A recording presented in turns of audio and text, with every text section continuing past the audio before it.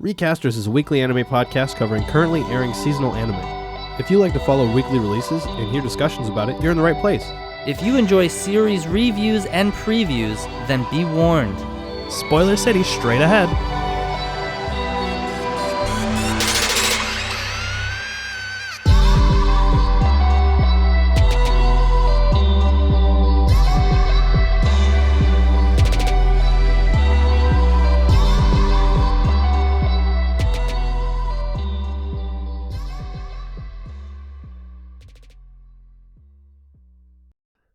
Hello, and welcome back to Recasters, the only anime podcast where after trying to defeat a digital virus sent by aliens, we merge our beasts together to fight against the threat after finally becoming friends. My name is Chase Adam Robinson, and I'm joined here to be my co-host, Jesse Winter. Why don't I get to create a digital avatar of myself where I jack into another reality and fight to save the world? As soon as that becomes an option, we're out of here.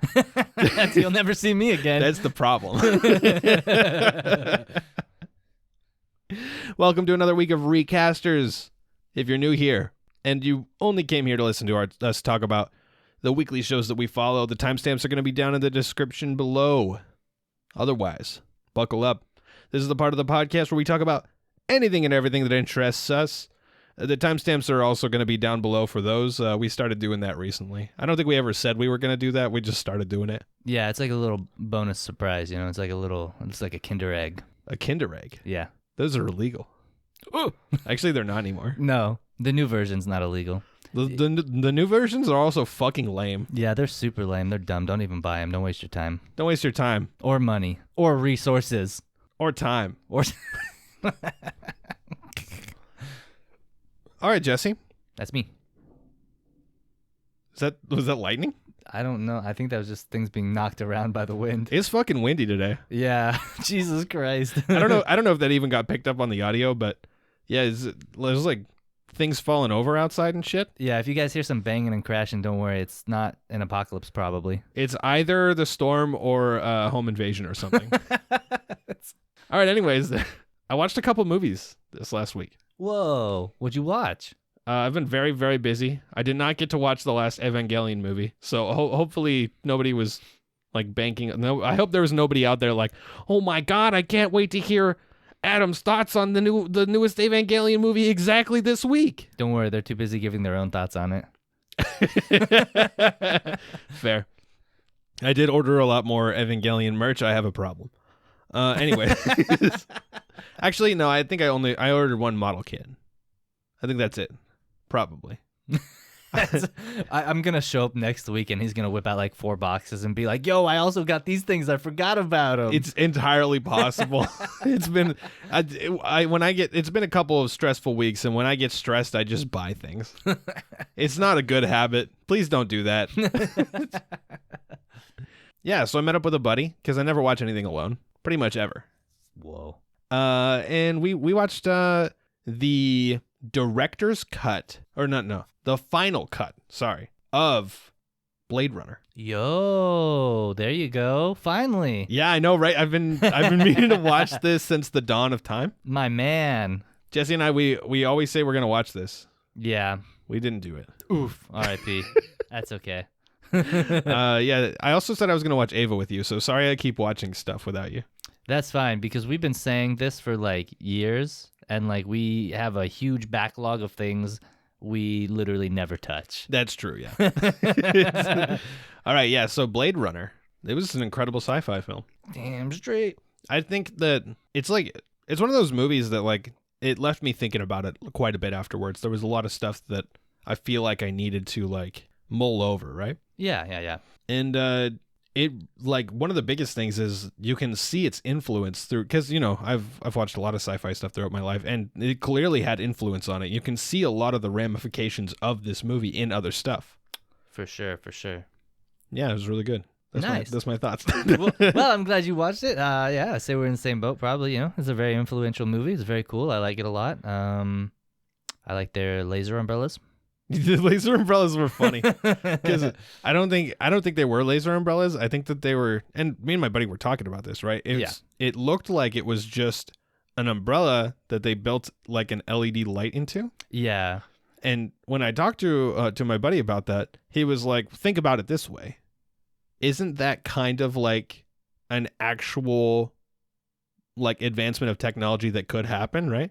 People being like, wow, when it starts raining, it gets dark too. And you just build a flashlight into your umbrella. Yeah, it makes sense to me. I mean, why strap all those little red flashy lights on yourself when you go on a midnight walk when you can just have a glowing umbrella? Hella cool. Yeah, the problem is that the pterodactyls can spot you from space. I do hate it when they do that. Thankfully, our Lord and Savior Saint Giab has killed off all the pterodactyls, so we are safe now. I don't know what that means. Play Morrowind. Oh, okay. I thought it was really interesting where, like, you know, the main character, Deckard. Yeah. There's a lot of nuance in this character. And it's Harrison Ford also. I didn't know that. Yeah. Actually, I'll be honest. It's been a long time since I seen the movie. I didn't know it was Harrison Ford either. And it's also funny because Harrison Ford hates Han Solo. Yeah. Like, he wanted to die off in the first movie so he didn't have to play the character anymore. And then when they asked him to come back for Star Wars Episode 7, he's like, only if you kill me. There we go.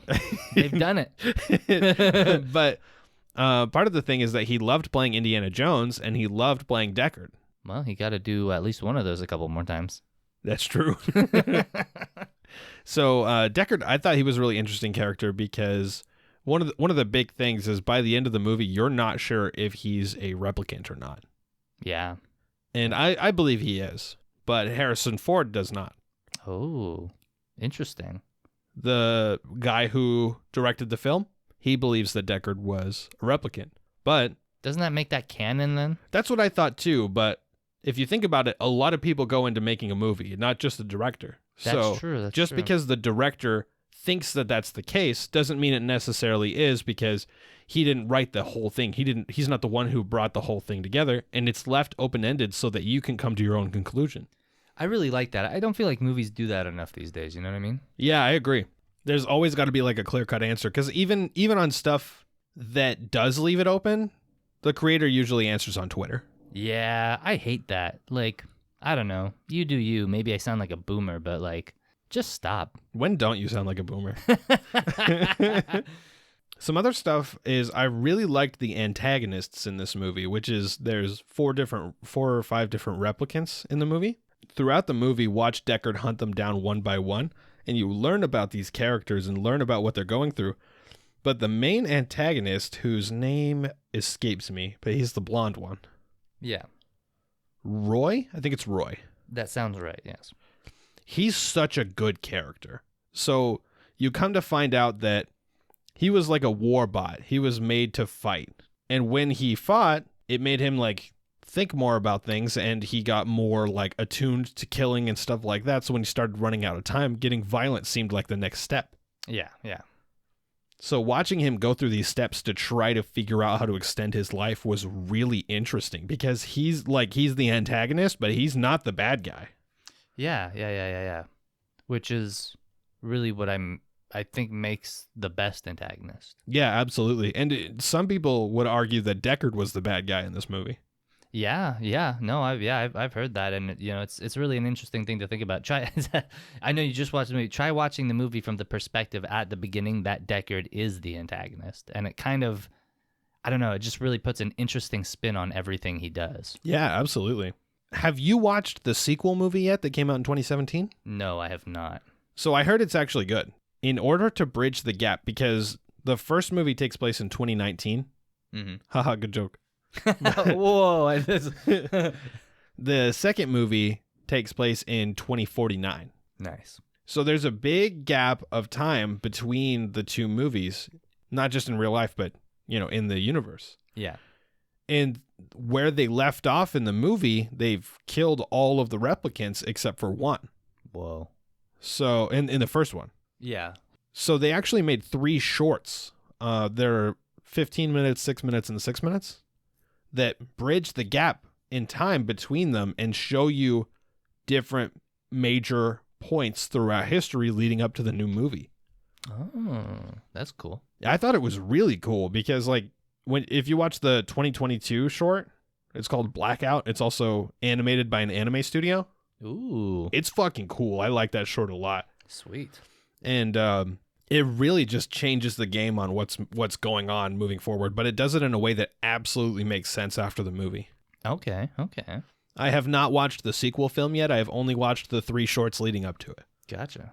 But I'm having a good time with I'm having a really good time with Blade Runner. There's also an anime ongoing right now that takes place between the first movie and the second movie. Yeah, I keep hearing stuff about that fact. I mean, like, not about it actually. I just keep hearing people say that. I haven't watched it. I don't know. Fair enough. But I think it's just airing this season. I think there's 6 episodes out so far. Oh, okay. Well, there you go. I'm going to check it out after I watch the next movie. How dare you? What? And then after Ross and I were done, we realized there was not enough time to watch the next movie left because it is like 2 hours and 40 minutes long. Classic movies these days. But yeah, and then you add together the shorts as well, and it's like it's like a 3-hour experience. Ooh, boy. So instead, we watched the original Ghost in the Shell. Ooh. That movie's like an hour and 20 minutes. Wait, you're not talking about the series? No, the movie, which came first. Okay. Yeah, kind of. No, not kind of. Well, movie was based off the manga. Yeah. Which the show was also based off of and did things differently. Yeah, it started off based on the manga and then branched into a different direction. Yeah. The movie follows the manga very closely. Yeah, fair enough. Yeah.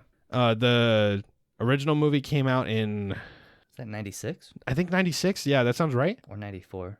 Ooh. I think it was 96. Mid-90s. Okay, 96. And then the anime series, which is called...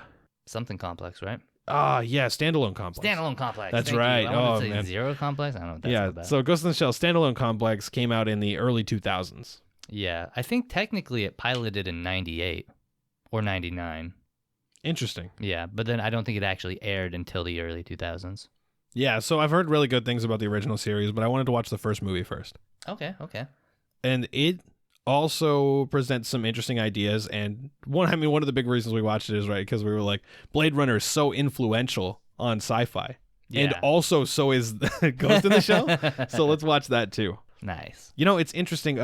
Apparently Matrix just straight up ripped the black background green text thing straight from Ghost in the Shell.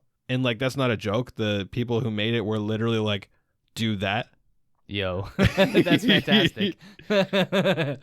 So yeah, Ghost in the Shell was really good too. It's a little bit slow. It's not going to be for everybody, but it's also only like an 82-minute watch. So that's not bad.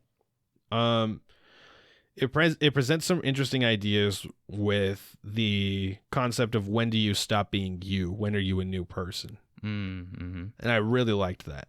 Yeah. Same.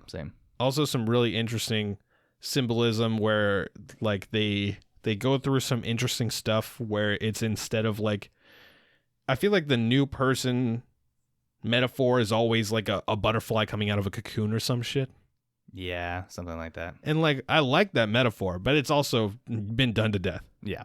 And they do something completely different in this that I really like. I don't want to spoil it for you because have you seen the movie? No, I have not seen the movie. Okay, I forgot to ask that. I've watched the original series and I've seen I've seen some of the new movies. Okay, yeah. Yeah, so Ghost in the Shell really good also. Okay, wow. I'll have to watch that movie. Yeah, you beat me to it. Jesse, what have you been up to in this last week? Well, you know me, not a lot. But I have been doing one thing, which is playing the new Pokemon release. The new Pokemon release. The good old new Pokemon release. Playing that, specifically Shining Pearl. My wife is playing Brilliant Diamond. Yeah, man, this has been a blast. I think I talked about it on the podcast when I got Sword and Shield and started playing that with my wife. Yeah, you did, yeah. Yeah, and she'd never played a Pokemon game before, and it had been a long time, and I don't know who told me good things about it, but I'd heard good things about Fire and Shield. And Fire and Shield? What the fuck are you talking about? No, dude, I keep wanting to say Fire and Shield for some reason. You mean Diamond and Pearl? No, Sword and Shield.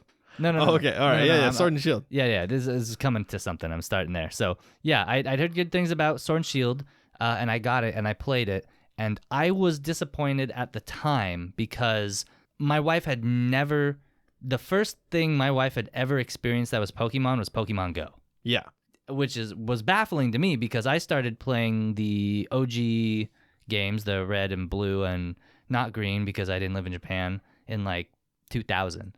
So I was very well versed in the ways of the Pokemon games, and I wanted her to like experience the Pokemon games, you know, like the experience, the true to life, like just the way, you know, I don't know how they run things in like black and white, but now I think I've played all of them, whether in remake form or not, except for black and white. That's my favorite generation.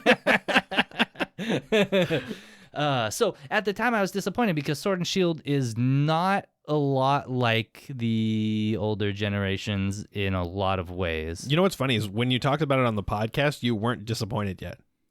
Yeah, you were still having a good time. Yeah. I was, and I'm realizing now that we have remakes of Pearl and Diamond, which are a lot more, because I left off originally as a kid. I need you to take it back. Sorry. What? Is Diamond and Pearl? You said Pearl and Diamond? Yeah, Fucking wrong. Yeah, but I'm playing Pearl, so yeah, it does not matter. You game. cannot whatever say I'm it doing in this is most order. important. Jesse, please. Okay, fine. Diamond and Pearl. There you go. I'll Thank do you. it. Yeah, Thank no you. problem. So as a kid, I left off with Gen 3, so I never played those. So I'm very excited to find out that it is just better, right? It's like, it's Gen 3, but it's just better. I haven't found anything in the game yet that isn't like the OG games, but not better. Yeah, and I hear it's still hard. Like, it's a challenge. I mean, I don't know how the games progress. I didn't play very much of X and Y, but like, at first I was like, yeah, you know, the first gym leader, they're kind of weak, sure. And then I got to the second gym and I was like, yeah, you know, second gym, kind of weak, sure. And then I walked into the tall grass near the second, I think that's Eterna City. I walked into the tall grass and was assaulted by Pokemon much higher level than me. And I was like, oh my God, I have to grind in this game? What are you doing to me? dude, have you done the ice gym yet? No, I haven't. But I did see a small spoiler where somebody said, be careful on that gym because now that you have 8-way direction in this remake, you can glitch the game and completely destroy your file. Oh, really? Not like completely destroy your file, but if you don't save before you go in the gym, it'll auto-save when you get yourself perma-stuck, and then you're just kind of fucked. Oh, Jesus. Yeah. I was going to say, I watched a clip of somebody in the in that gym because it's a sliding puzzle where you step and then you slide down into grooves. Yeah. Right? And they slid all the way right next to where the gym leader was and then wiggled their way with the with the diagonal until they got up to the gym leader. And so it took them like 10 seconds to beat the gym. Incredible. Like, Jesus Christ. Apparently they forgot that they implemented that when they left this gym the same. Big brains. Oh, dude, I do have, on that note, I want to say, for whatever reason, I moved into a new place like a month ago. And for whatever reason, I had not connected my Switch to the Wi-Fi yet. And my wife had. So when she started playing Brilliant Diamond, she got to play the latest patch. When I played Pearl, I did not. I did not know there was a day one patch. I did not know that day one patch implemented literally like 90% of the game's animations. Oh, no. So I load up the game. It's like black screen. Here's the main menu. I was like, okay, that's kind of weird. Goes into the game, uses Pokemon moves, no attack animations. I'm like, what the fuck is wrong with my game? Oh, no. Please, why would you do this to me? But I have now updated my game, and I now have animations. Thanks, dude. Okay, so I was sitting over here, and I've been into monster collectors lately, right? Yeah. I have not played these games yet. I played the fuck out of Diamond and Pearl and Platinum back in the day. I felt like I got my fill. I felt like I didn't need to play this version. Mm-hmm. But I've been itching to play monster collectors lately, so I got a few of them. I played one called Disc Creatures. That game is really fun. But I ended up dropping it. Okay. The community around the game is very, very small. I was surprised. Like, almost nobody's played this game. Really? Most places that you look, it only has like 2 or 3 reviews. Whoa, yeah. Huh. And it looks like a Game Boy Color game. It looks like Pokemon from the Game Boy Color. It looks like Gold and Silver. Oh, okay. It plays like Dragon Quest Monsters. Like, the combat works like Dragon Quest Monsters. And then some of the creatures feel like Digimon, right? And some of the interactions feel like stuff from the early Digimon games. So it's kind of a mesh of all three of those. Okay. You can tell that they were inspired by all three of those series when they made it. Vroom, vroom. But it has 200 different creatures in it, and only 40 of them you have to breed to get or fuse to get. Okay. And that felt really wrong for the direction that they were taking the game, because Pokemon works in the way that it's got evolution frequently throughout it so that you always feel like you're getting stronger. Yeah. You see the boosts. And with the creatures that you get in that, they do unlock lots of new moves, and it's also cool that you pick 4 moves and you don't have to delete any. You can swap off at any point. Oh, that's kind of cool. Outside of battle. Yeah. But because there's only 40 different fusions in the game, and they all require, there's almost nothing that goes into 2 fusions. And though fusions are just objectively better and you get them throughout the game, it just kind of felt like the monster collecting aspect kind of dipped for me. In Dragon Quest monsters, you're breeding constantly, so you're basically recycling your monsters into new monsters. You get the new generations, you breed those to get even stronger ones, so you're constantly seeing new ones as well. This one felt like the game was based a lot on just using the same ones that you've been building for a long time until you maybe eventually find a recipe that they're useful in. Huh. Okay, nice. So yeah, very good. I love the aesthetic of the game, but I didn't end up sticking with it. I played a couple. I got a couple others that I've been poking at a little bit as well. Re-Legend, which is like Harvest Moon but with monster breeding in it. I got Monster Sanctuary, which is a really good game. That one's a Metroidvania monster collector. Oh, that's an interesting concept. Yeah, and it. I mean, not a lot of people have heard about the game, but the people who did play it loved it. There we go. I think that's how you know it's a good game. Yeah, I think so too. So, like, I've been trying out a lot of those. Oh, Nexomon. I picked up Nexomon. I haven't really touched it much because I haven't been on my PS5. I've mostly been on my PC. Anyways, everyone's talking about Pokemon. And, like, this is coincidental. I was in the mood for a monster collector and the Pokemon games came out. It has nothing to do with each other. Hilarious. And so now I'm thinking about getting it, even though I was going to skip these ones. R.I.P., buddy. This was going to be the first ones I ever skipped. I've never skipped a Pokemon game. Oh, technically not true. I did not play Ultra Sun or Ultra Moon, which is the second version of Sun and Moon. What? Yeah. I forgot Sun and Moon were games. But yeah, this was going to be basically, because, look, those are just the same game again. People are going to fight me on that, but... Isn't that from, like, late DS era? It's the 3DS. Yeah, this is just going to be the same game. Yeah, so you know how there's, like, Diamond and Pearl and then Platinum? Yeah.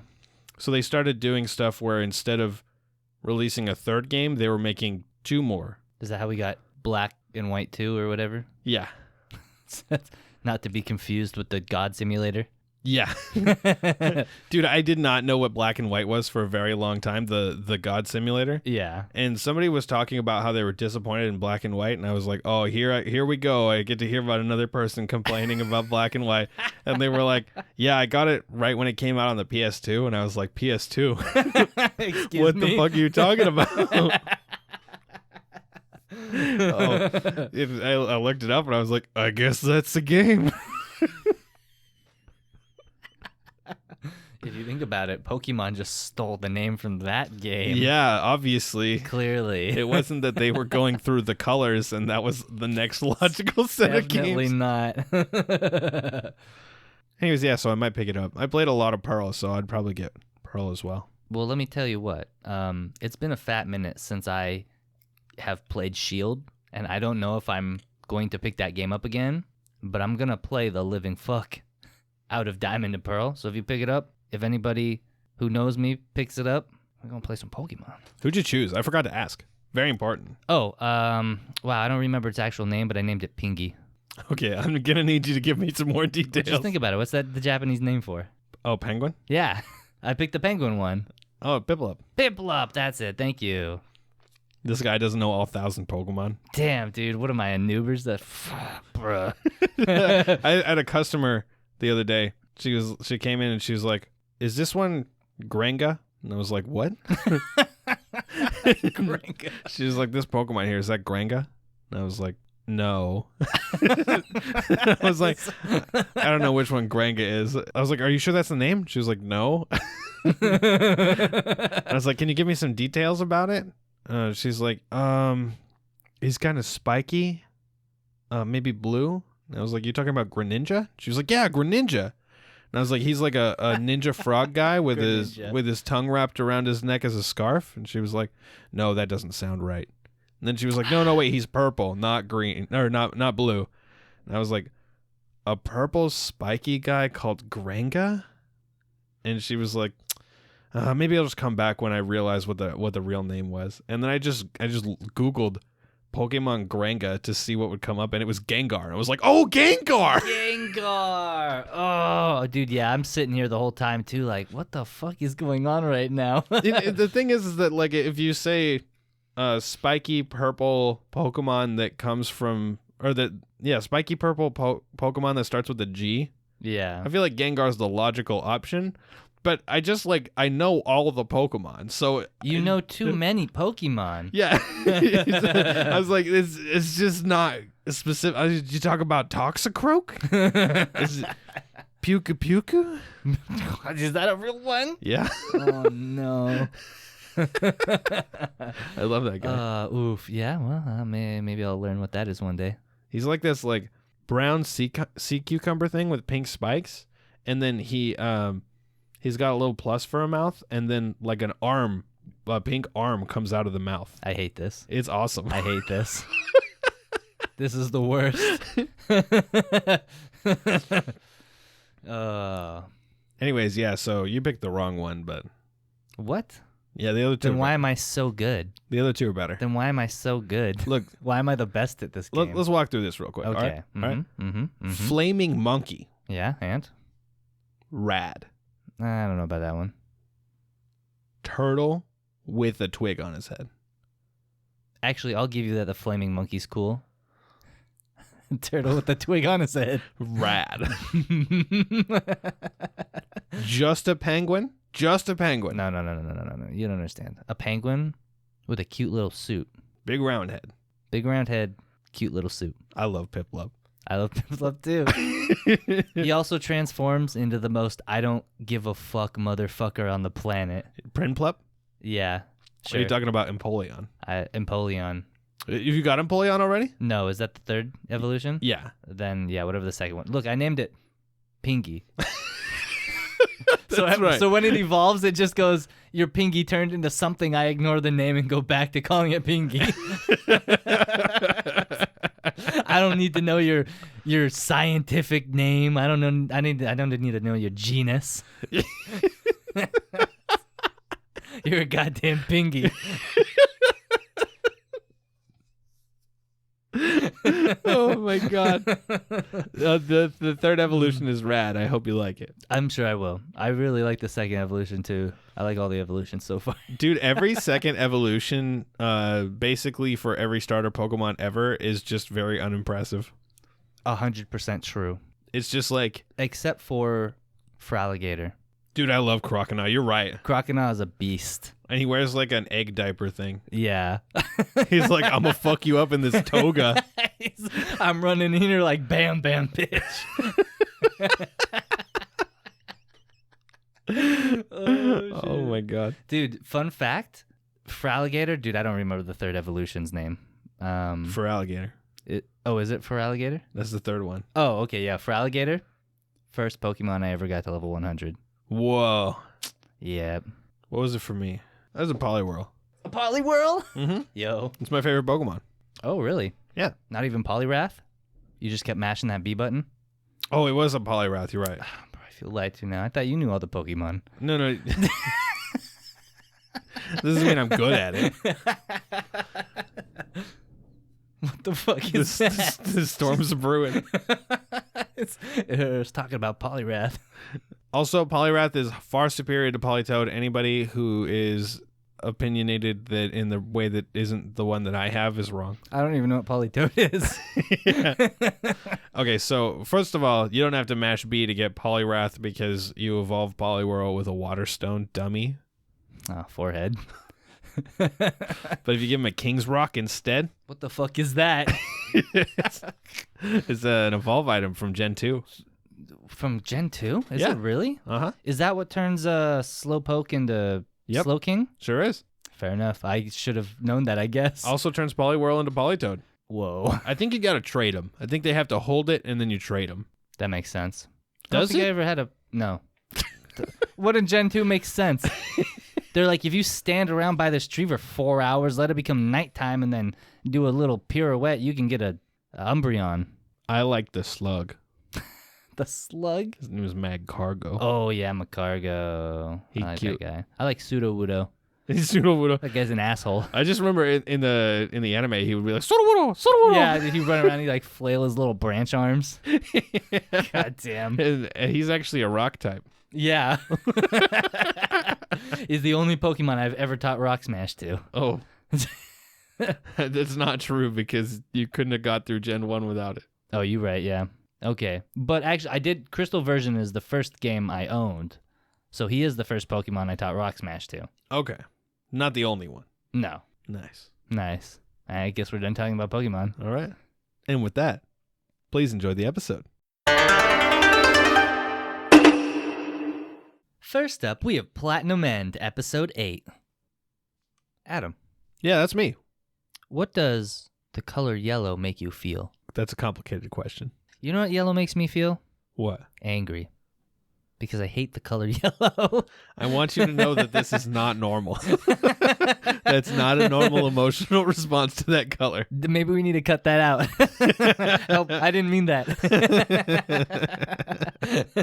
No, I don't think yellow's so bad, but like, I don't know, dude. It just like, it hurts my eyes to look at. I like yellow. Fair enough. But neon yellow, Yellow, But like when you dull it down a little bit, I like that color. I like neon yellow when it's a lightsaber. I think that's one of my favorite lightsaber colors. I've never seen that lightsaber color. I could get into some Jedi lore, but I'm not going to do that. I want you to know right now I don't care. There's very few things I would say that about. Very rude. I can't believe you've done this to me. The color yellow, probably positivity. I think I wouldn't say happiness, but I would connect it with positivity. I think that makes sense. I mean, if you think about it, like sunlight's yellow, right? So, and sunlight gives life to things and makes you feel better. Vitamin C. How do you know sunlight's yellow? You've been looking into the sun? Yes. Fucking got him. Oof. I've been played. Some interesting things about the color yellow in this show. About the character in particular of whatever her name was. Saki? Yes. You literally wrote her name on the board. Whoa, you're right.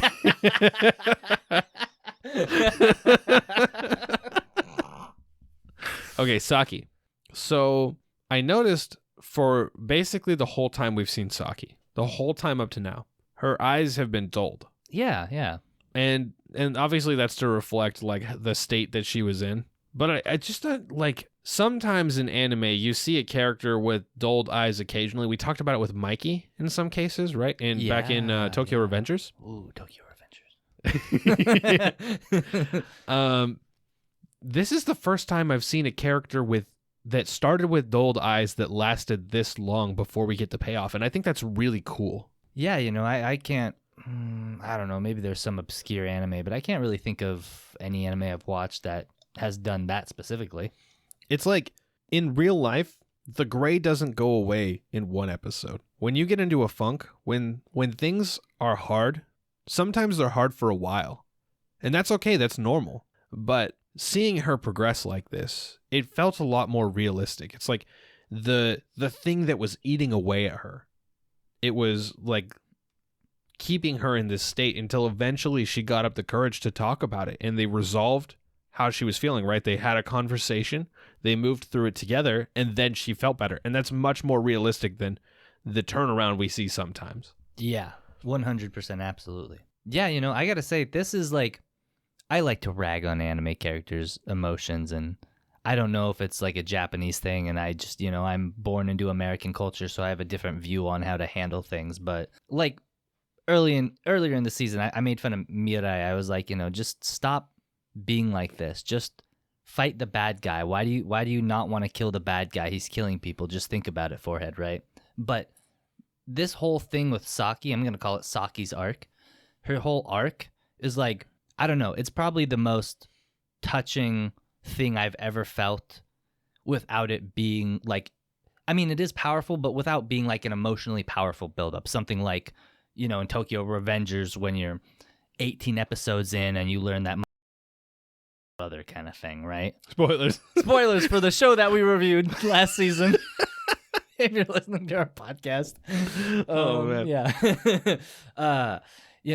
It felt so real. It felt so relatable. It's just, I mean, literally something I've experienced, you just, small things happen, you do something one time and small things happen and the emotion builds up over time and it builds and you keep it in until it's unbearable and it breaks and you just have to let it go. And I mean, to be honest, most of the time it usually ends up way better than you think and it resolves well and you come out the other side happier. It doesn't always happen that way, unfortunately, but yeah, it's just, I don't know, it was like, I was shocked with just how relatable it was for me. Yeah, and one of the things I really liked is, we get the symbolism surrounding the idea of the color yellow being happiness, right? Yeah. And something that I didn't realize until after Saki felt better, but she has yellow eyes, and you don't see that until the light in her eyes comes back.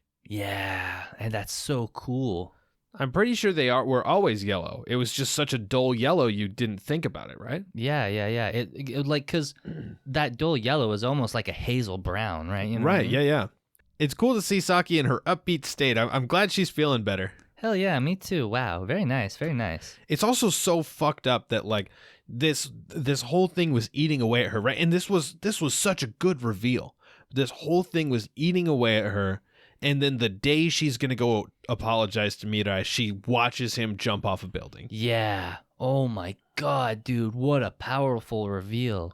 Oh, that's so not deep, but wow. Yeah. Powerful. I don't know. I'm just going to keep saying powerful until I get the point across. This show? Powerful. Powerful. They should call it Powerful End. Powerful emotion. They probably should not call it that. I don't know about that one, Chief.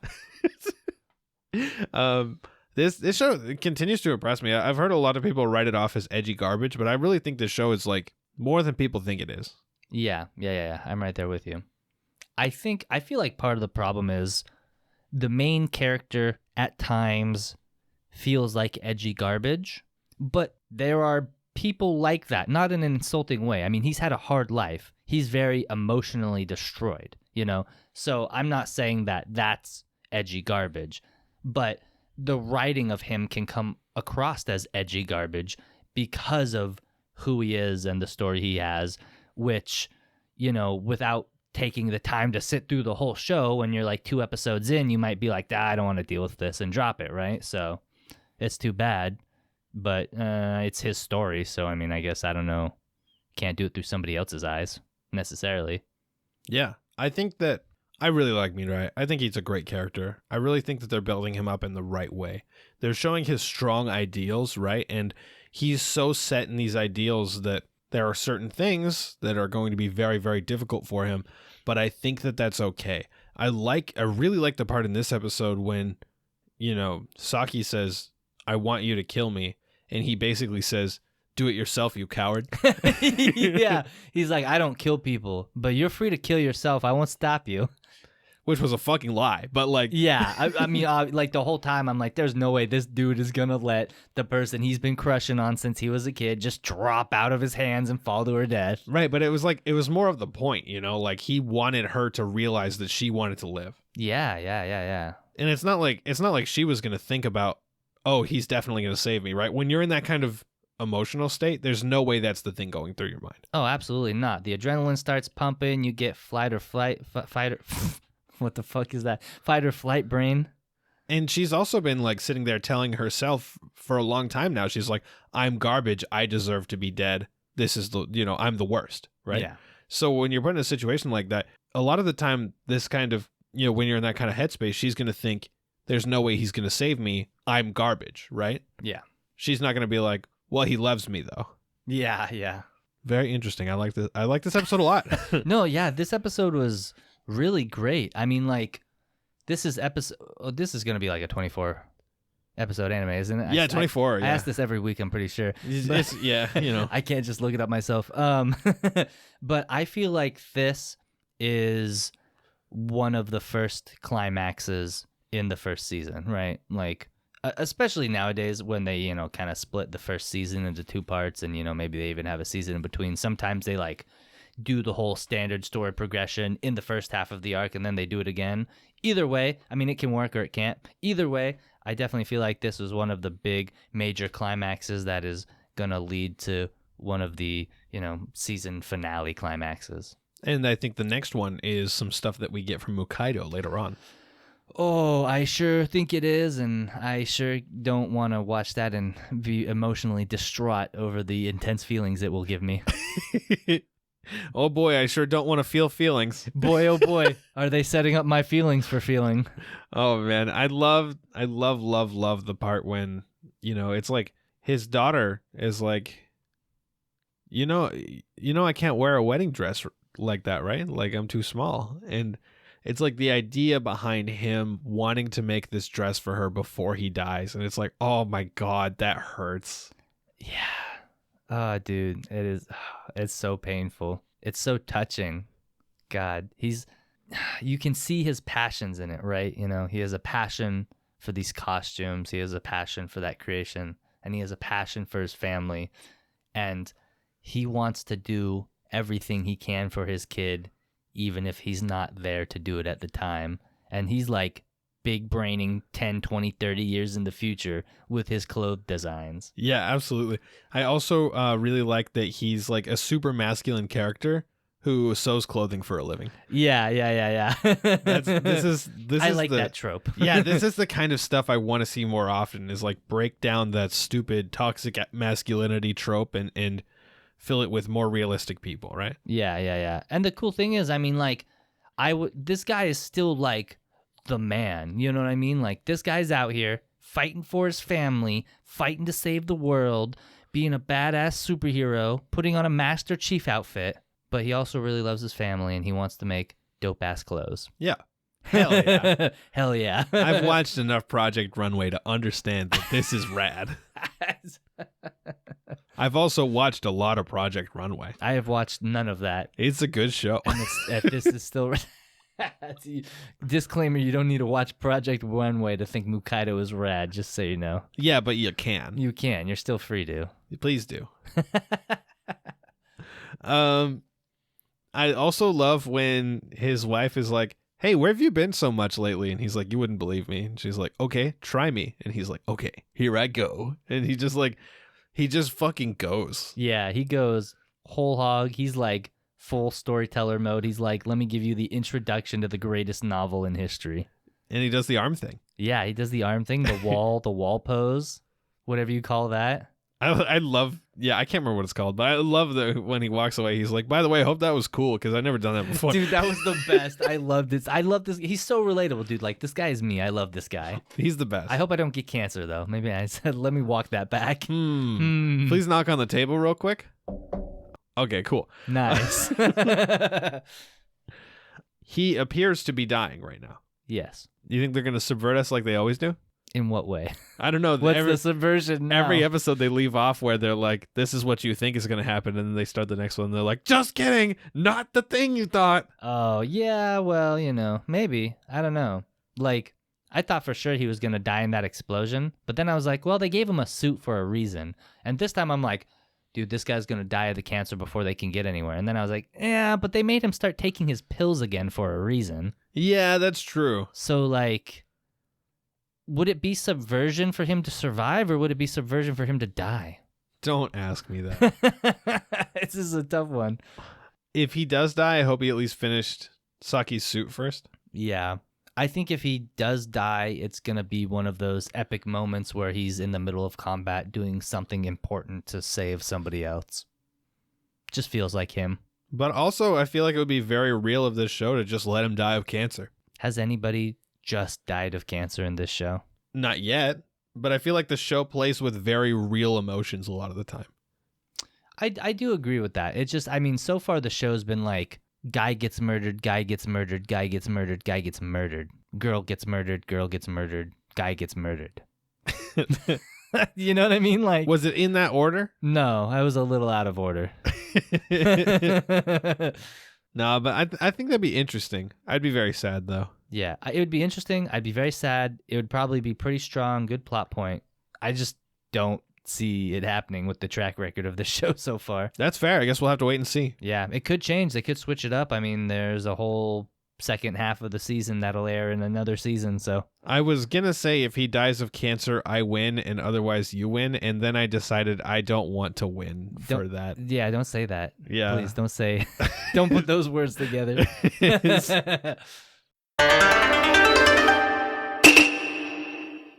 And next up would be 86. If I had one.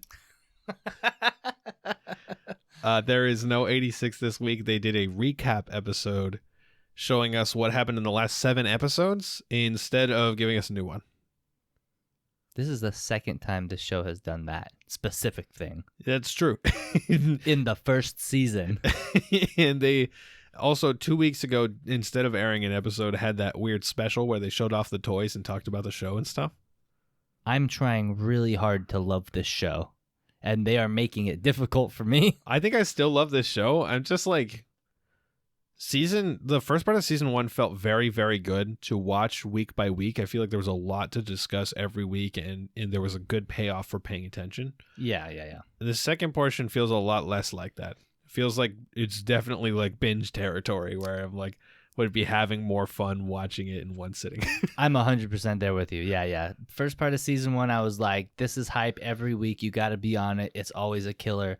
And now I'm slowly changing into this show. You have to binge it. You can't watch it week to week. It's got to be all in one go. We'll see if next week changes our mind. And that's all I have to say about 86. And so with that, next up, we have Demon Slayer Season 2, Episode 6. this is the good one. I like the part where they play basketball. Yeah, we get Basketball Head himself. Yes, this is the good part of the Mugen Train arc. Dude, I love Akaza so much, though. I do too. He's the greatest. I also realized today how much he looks like Sukuna from Jujutsu Kaisen. Yeah, but also Sukuna's cooler. Not wrong about that one. Something I thought was interesting is that, like, I was thinking a lot about how it's Tanjiro and Inosuke and Zenitsu, right? Mm-hmm. And these are all of their given names, not their family names. Yeah. And then for all the Hashira, it's Giyu and Rengoku and Shinobu, right? And these are their family names, I believe. I believe so. But I really like that Akaza comes in and he's like, hey, what's your name? And he gives him the full name and he's like, cool. Kyojuro it is, right? Yeah. He's like, we're fucking buddies, all right? We're the best homies right now. Believe it. Now, please become a demon. We can only finish our best buddyhood if you become a demon. You are my best friend now as long as you answer one question for me, please. And that question is... We don't need to finish this sentence. Come on. Something I didn't really think about until rewatching this, I didn't catch it the first time, is, and we haven't seen the future. We don't know what's going to happen yet, but during the fight with Akaza, they play this really cool, like, Indian music style song. Yeah. And it sounds very similar to, like, the same style as, like, the Pillarmen theme from JoJo. Yeah, well, okay, in that case, that would be Arabian, so. Oh, Arabian. Oh, yeah, like okay. Middle Eastern. Something like that. Yeah, my mistake. So, yeah, anyways, the music that they play, it's so cool to hear it there, and I feel like it might be the theme that we hear whenever Akaza is fighting, so when we see him in the future, I'm hoping that they play the same kind of music. I really hope so. I was noticing this is, you know, like, when they're fighting, you cut off his limbs, and then they just, like, grow back immediately. Mm-hmm. And there was that one point when he was standing there with no arm for a while. and then it just regrew all of a sudden. Yeah. And to me, it felt like the same as like cracking a knuckle. Oh, I didn't think about that. I don't know why I did think about that. It's like kind of an obscure connection, but I feel like it's the same kind of thing where you're like, I gotta pop my knuckle real quick. I feel like that was him. He's just like, oh right, regrow arm. It makes sense to me because I don't know, maybe it's just me. I have some bad joints and stuff, but when I work out and I used to do martial arts and stuff, you have a lot of impact on an area and it can create tension, and you know that feeling when you really got to pop a joint, right? Like you can feel it. It's really annoying and kind of almost painful. It can build up and then you stand there for a moment after you're all done doing whatever you're doing. And you're like, oh, yeah, that's there. Oh, I got to pop that. It'd be like the same thing for him, right? Yeah, that's what I was kind of thinking. Yeah, except it's a whole arm.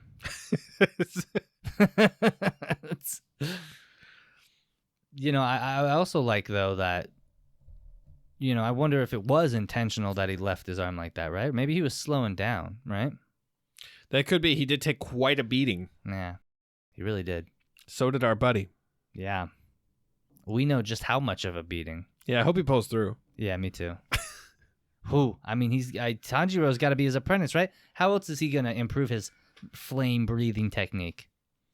Look, they went over this, all right? Mm-hmm. He's the flame Hashira. And what Tanjiro uses is fire breathing. They're different. No. They're different. He goes, hey, can you teach me fire breathing? And he goes, no, I don't know fire breathing. I know flame breathing, all right? Listen here, you little shit.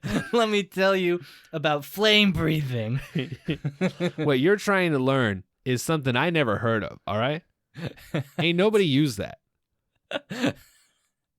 This guy with a sword, he's fighting with fire. He's breathing with fire. He's doing fire spins. Hey, my dad used to do some, fire spinning fighting, too. Can you tell me about that? Hey, I don't know shit about that. Okay, don't ask me again. What? I really like, though, because, we're making jokes about it, but they're serious. And this is a real conversation where he was like, no, I'm the flame Hashira. This is what shocks me is that it was serious. You're looking for the flame. You're looking for fire. You're looking for. There's only flames here. Oh, can't handle this. Why is it like this? Obviously, this is the episode where the fucking budget hits, right? This is where the Sakuga comes in full force for this fight. And it's just as gorgeous as last time. Oh, man.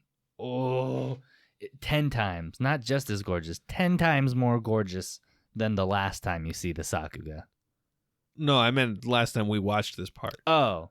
10 times more gorgeous than I remember it looking. It was 10 times more gorgeous because I had to wait 6 weeks to get here. And instead of my brain being clouded with all that other garbage nonsense, I just got one full episode of Sakuga. Yeah, man. 5 minutes of recapping what happened last week and then Sakuga. I really like this new trend that Tokyo Revengers started where you recap the last 5 minutes of the last episode every episode. You're going to try and talk about this like it wasn't Dragon Ball Z that started it.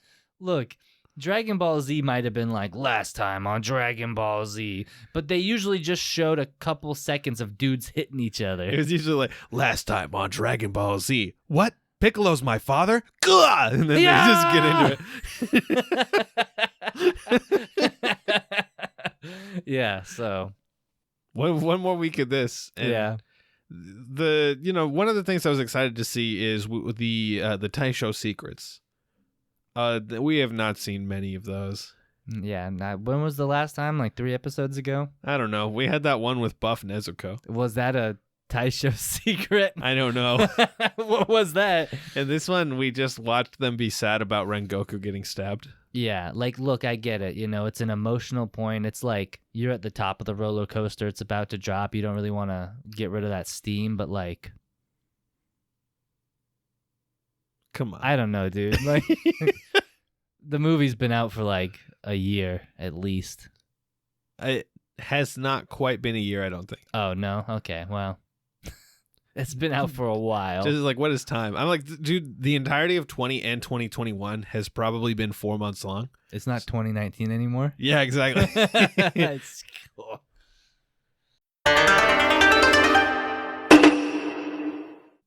Next up, we got Mieruko-Chan, episode 8. Yeah.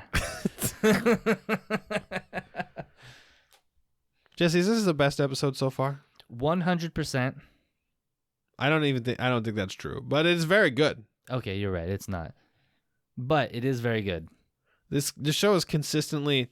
I actually cried twice in this episode. It's incredible. I don't even know how they do this. I know. They're like, hey, spooky ghosties and fan service. Now emotions. Stop.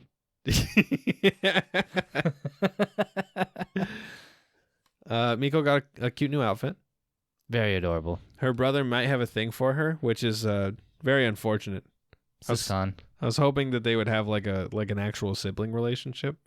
I don't know. I mean, like, I feel like that whole thing generates from how sibling relationships work in Japan, which I don't actually know anything about. This is all based off of anime.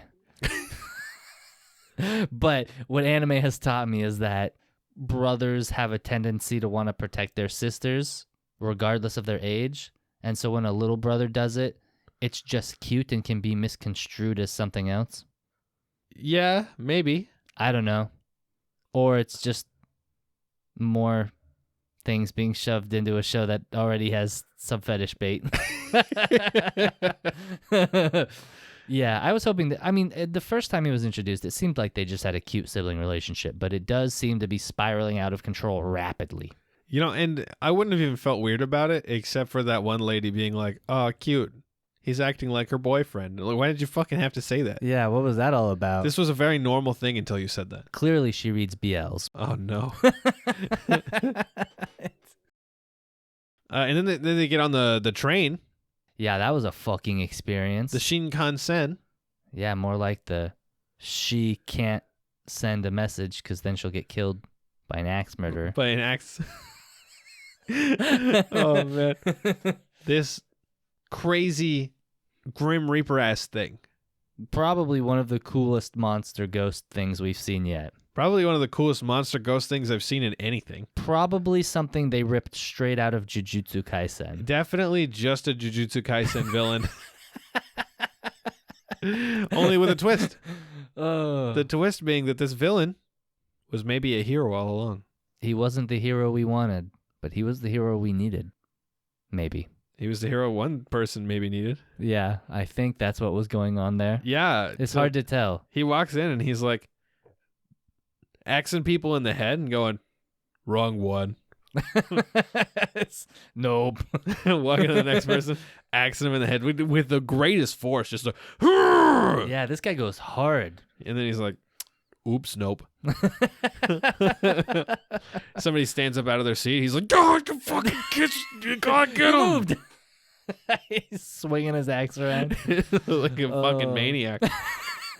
It's something about that. It's just so extra. It's so unnecessary. I like the best. I do like to call this guy Ghost Santa Claus. Ghost Santa Claus. Because he rips this ghost out of this girl and puts it directly into his sack. I gotta wonder, did she just die on that train? Or was she, like, possessed? No, yeah. I think the thing is she was being haunted by a spirit and he pulled it out of her. She looked better afterwards. That's what I was thinking too. That was my first thought. So, and I really like the way the show has been subtly building the lore of the ghosts over time. Yeah, really though. It's like, dude, is this one of the greatest examples of show don't tell? Because they don't tell us nothing. Yeah, they don't tell you shit. You just got to think about it. So far, we've gotten parts where, like, originally it was just spooky ghost man, right? Yeah. Everything's super spooky, doing weird shit all the time. And then we started getting the, like the itchy man, right? Oh, yeah. Where he was like a too powerful of a ghost and it broke the beads and stuff. After that, we got the ghost that was haunting Hana, walking around eating all these little spirit guys, right? Yeah, having a nice little Korean barbecue on Hana. Yeah. And that led into the gods. Yeah. Well, actually, even before the gods, though, we did have the mattress ghost with Yulia when she's confronting Miko in the gym closet thing, whatever you call that, gym storage, where I don't know. I guess it taught us about the degrees of ghosts, right? Because she could see the little ones, but she couldn't see the big thing, and it was the only one that really seemed like it was doing anything. Yeah, true. And now after all of the gods, we see them come to save Miko, or at least mitigate the disaster, and now we see this weird Grim Reaper guy storing up ghosts. Oh, but yeah, we also got the one that was eating smaller ghosts in the cave with Yulia as well. Yeah. And we also got the old guy who just wanted to give his wife the code to the safe. Yeah, and then got eaten by an alleyway monster. Yeah. I feel like, just every time we see these little pieces, it feels like it's building a real world. 100%. Yeah. A real second world. Yeah. A real nether world. Well, it's interesting because they didn't have to build the first world, and they still have. They talk about locations often enough that we have these places in our mind that they go to and visit and stuff.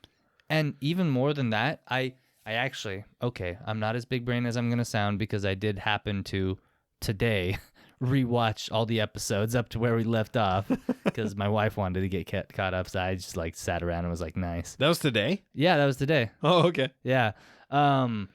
They have subtly, in the real world, while we're being distracted with these big ghosts, they have subtly been dropping hints of events throughout the episodes that they come back to later. Like, you remember the dog, Chico, that Hana went and saved? Yeah. He was in the first episode. What? And he walked by the dead ghost, or I don't know if he's dead. Well, I guess they're ghosts. Maybe they're all dead. But The dead ghost. the dead ghost. Anyways, he walked by the garbage outside of Miko's house where that ghost was sticking out of the garbage bags. Oh. And you don't see the ghost in that scene, but you see the dog barking at the garbage.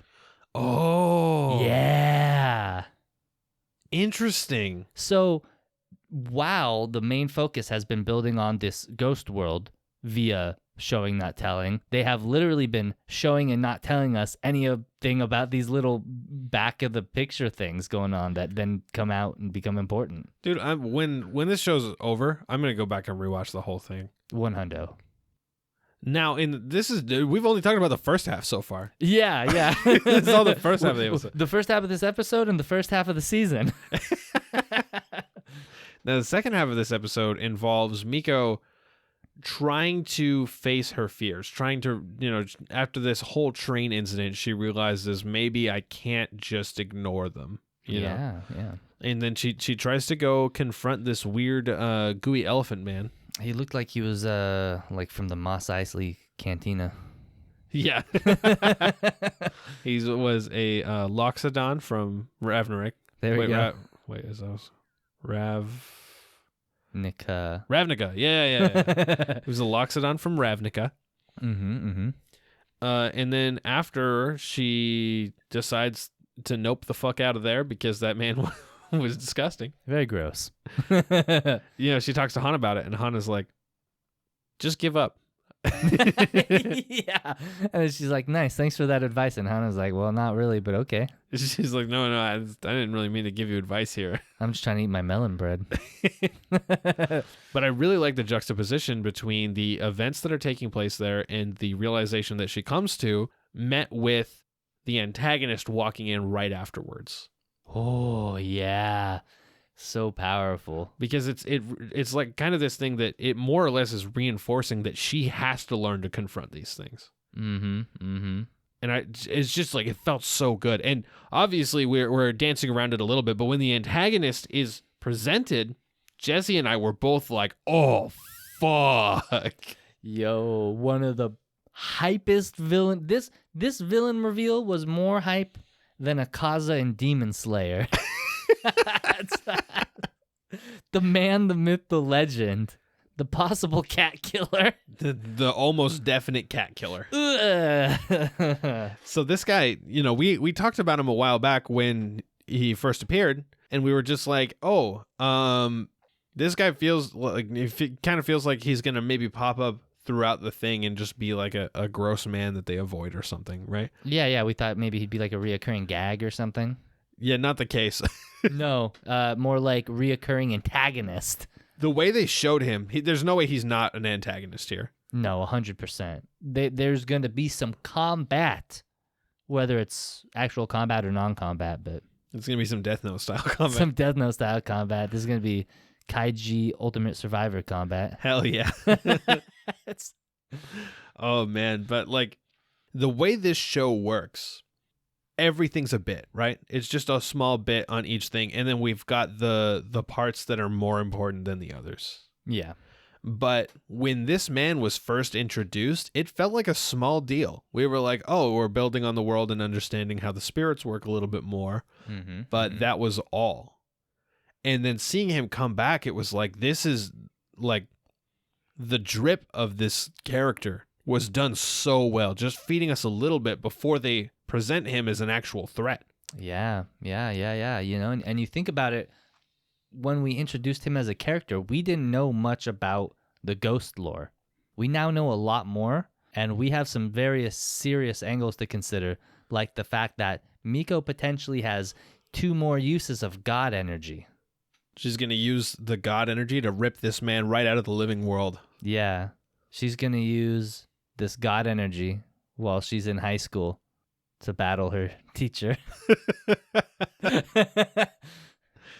Also, something I've been thinking about recently is I'm wondering if, we've been calling them gods. I wonder if they're supposed to be kind of like angels, right? Because a lot of people, we hear about angels and we have this idea of them just basically being humanoids with wings. But the actual biblical angels are just fucking terrifying.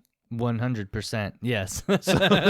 So I'm wondering if this is supposed to be like that kind of idea, right? Where these things are like, They still kind of humanoid, but they're mostly like fucking scary. Yeah, I feel that.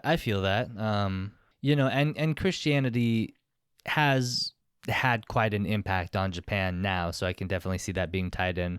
I do think a lot about Shinto, though, being one of the oldest religions in Japan, and how to them everything is a god or everything is a spirit, right? The grass is a god and the dirt is a god and your house is a god. So some sort of thing, like angels or gods. Maybe God is like, from a Western interpretation, like it makes it sound more powerful than intended, you know?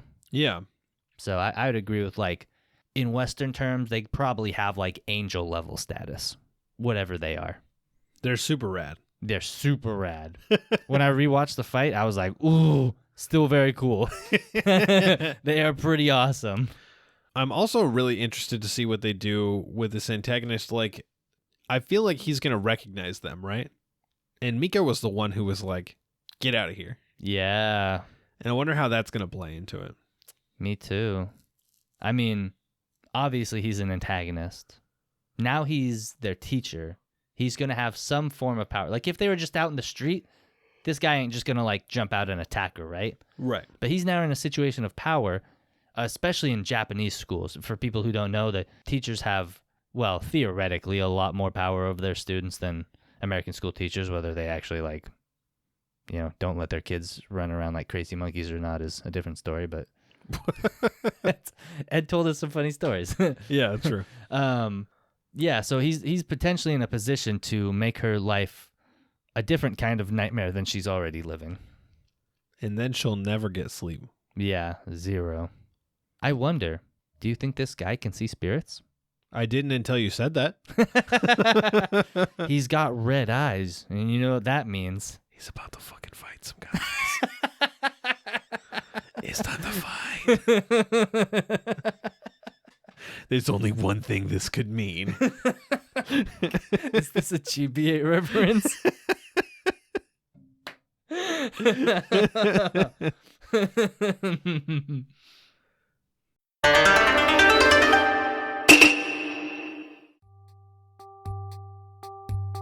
Thanks for joining us for this episode of Recasters Anime Podcast. We hope you had as much fun as we did. Feel free to check us out on Facebook. We post anime-related memes there almost daily. Let us know what you think of the current anime season, or even just say hi. You can look forward to weekly releases every Tuesday morning on platforms like Spotify, iTunes, Google Play, and Stitcher. Tune in next week for more anime discussion. Ja, mata raishu!